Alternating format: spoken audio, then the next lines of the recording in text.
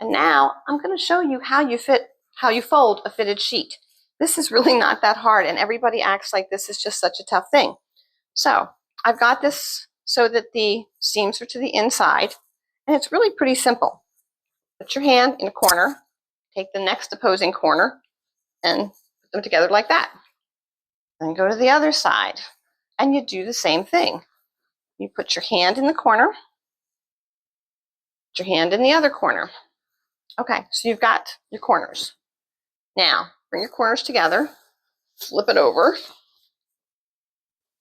and then just kind of shake it out.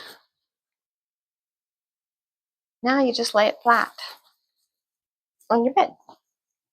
Actually, it usually goes better than this. All right, but you lay it flat. Just smooth it out. So you've got your side parts are flat now on the rest. And then just fold, fold, fold.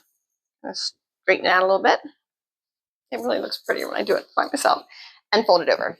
And there you've got a folded sheet. Put them away, they're ready to go. That's Downsizing Pro Tip of the Day. If you found this video to be helpful, please leave me a comment. And don't forget to hit the like and subscribe button so you'll see more of my videos in the future.